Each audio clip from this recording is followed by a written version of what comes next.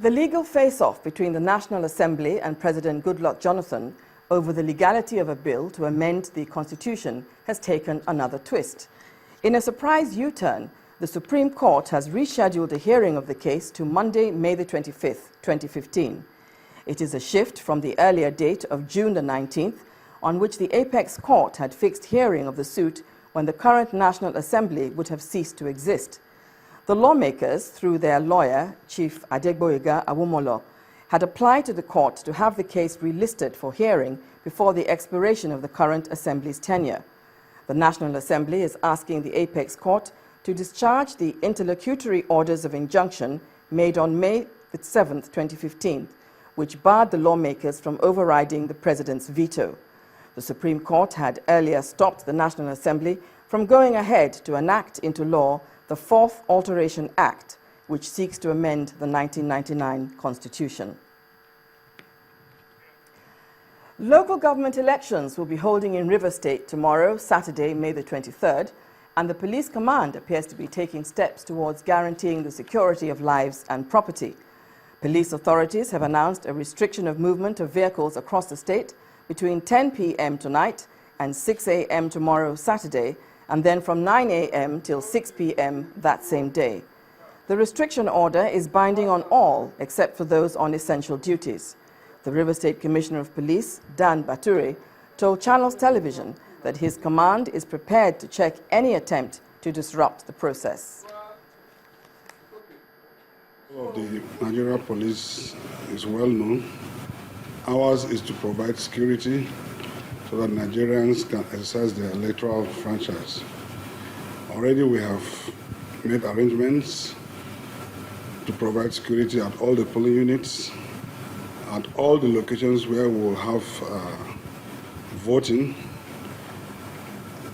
Already we are synergizing with other security agencies to ensure the elections are going to be very free. I want to assure everybody that we are equal to the task. We have what it takes to ensure that there is security throughout for people to go and exercise their electoral franchise. And I want to quickly warn that should anybody dare to disrupt the ongoing process for whatever reason, the person should be ready to face the wrath of the law. Meanwhile, the People's Democratic Party in River State, however, has a bone to pick with the Nigerian police on the imposing of a curfew during tomorrow's local government election. The River State PDP chairman, Mr. Felix Oboa, insists that there is no security threat or any breach of public order that will justify the imposition of a curfew in River State at this time.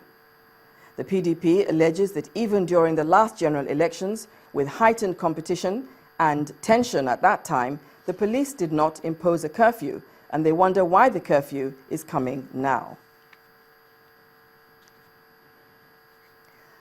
About 50 shops and 2 residential buildings, all located within the Ojaja market in Ekiti, the Ekiti state capital, have been razed following a clash between drivers and traders. The arson took place in the early hours of today, despite the dusk to dawn curfew imposed by Governor Fayose yesterday. The market, situated directly opposite the King's Palace, was razed at about 2 a.m. today. The state governor, Mr. Ayo Fayose, ordered that 4 luxurious buses belonging to government be immediately mobilized to evacuate all residents from outside the state in the city to a neutral ground situated along Ado-Ekiti, Ikere-Ekiti Road. This police armored personnel carrier is stationed right in front of the Ojaja burnt market in Ado-Ekiti, the state capital. The reason is to prevent further breakdown of law and order. The market, said to be the biggest in the state, is now a shadow of itself.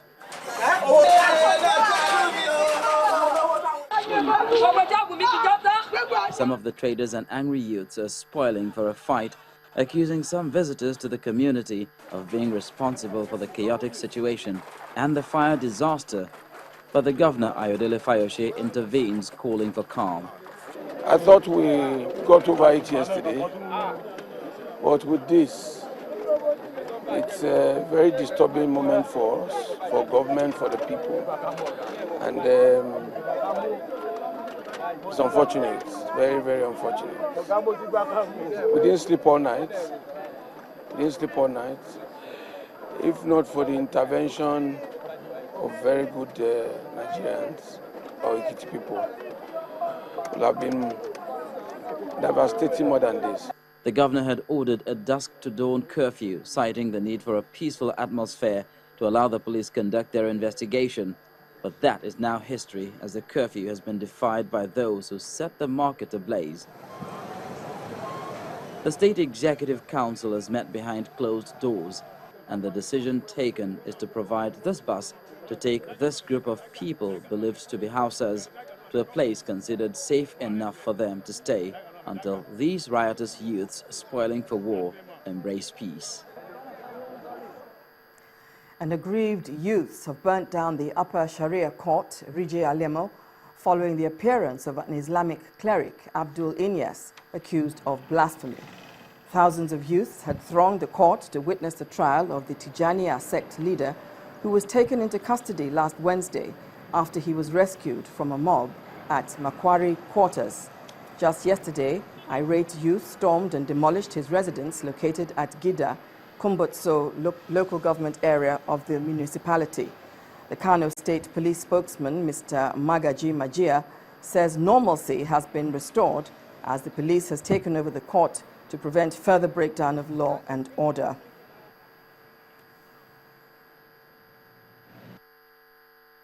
A group of people protested and set fire on public highways, which extended to the parts of the court building. It was also raised by a fire. Part of the building was raised by fire. The police immediately responded with firefighters, where the fire affected the court building was quickly quenched, and the police restored normalcy in the area and the whole town in general. Two flow stations of the oil mining license 29 oil block near Nembe in Bayelsa State have resumed crude oil production after some youth shut them down today. The protesters who were opposing the sale of the block arrived in about 30 speedboats and climbed the fence at one facility with no resistance, dodging security at the other. It was not yet clear how much production was shut in, but operations resumed at the flow stations after officials of the oil company Shell met with leaders of the host community. The two sides agreed to hold further talks in Port Harcourt, River State, next week. Royal Dutch Shell plc sold its stake in OML 29 and the accompanying Nembe Creek trunk line in late March to Iteo Eastern E&P Company for about $1.7 billion.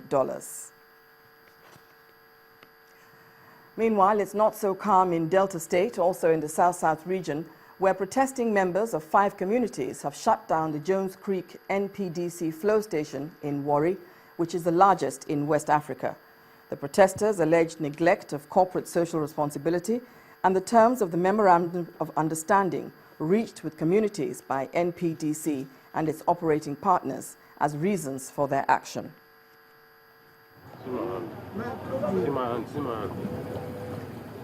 Apart from the visible cases of oil-polluted sites from either vandalized or faulty oil and gas pipelines, which are some of the long-time realities of the Niger Delta environment, lamentations of neglect from the host communities to the oil firms operating in their areas is also a common happening. Okeron Koko Diagbene, Ekpemu Akpata, Omadino, and Akpata Agbegbe are the hosts to the Nigerian Petroleum Development Company Jones Creek Flow Station in Warri Southwest local government area of Delta State. Some members of these communities arrived at the Jones Creek facilities to protest alleged wrongdoings by the authorities in charge, and the protest results in a shutdown of the facilities. I say we have taken over the place. We have shut it down. No single operation will go on until we resolve. And no invitation, no phone invitation will pull us out of this place. No phone invitation will pull us. If any company is inviting us, anybody is inviting us, we must scrutinize it. We must carefully understand why you are inviting us, whether you have the capacity, you have the authority to discuss the issues. The group presents a long list of all the wrongs they claim the companies have done them, vowing to continue the occupation of the flow station until NPDC and its operating partners reach them for negotiations. I can quote, in the houseboat they have 160-something persons working. When EGTL is working, they included our women. But in this place, our women are not carried along. I can see sand over there that have been supplied. Women can as well do those jobs. Yes. I am telling NPDC, Nest Oil, that they are not fair. They are not friendly to the host community they are operating on. Mr. Sylvester Odili, a senior official of one of the companies being accused, attempts to give an explanation concerning the issues raised by the people. Before now, there have been consultations between my management and the host communities, which I'm very privy that we have been having discussions with them, and I'm sure they have been complying. This one you said they would not been complying, I don't think it's true. It is hoped that all parties find their way to the discussion table to have their differences resolved so as to see that calm returns to the areas. Still on oil matters, the Joint Senate Committees on Petroleum Resources, Upstream and Downstream has ordered the Minister of Finance, Dr. Ngozi Okonjo-Iweala, to appear before it next Monday over the lingering fuel crisis. She's to appear before the Senate along with Petroleum Minister Diezani Alison Madueke. Also to appear before the lawmakers are chief executives of the NNPC and the regulatory bodies, Petroleum Pricing and Regulatory Agency and the Department of Petroleum Resources. Representatives of the major oil marketers, independent marketers, and the National Association of Road Transport Owners are also expected to answer questions from the senators. A statement from the Joint Senate Committees indicates that the public officers and groups have been invited in relation to an assignment given to them by the Senate. The Deputy Senate Majority Leader, Senator Abdul Ningi, yesterday drew the Senate's attention to the lingering fuel scarcity and the untold hardship on Nigerians.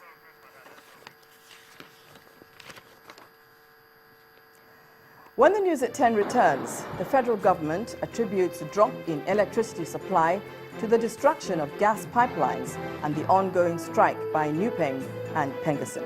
Do join us again.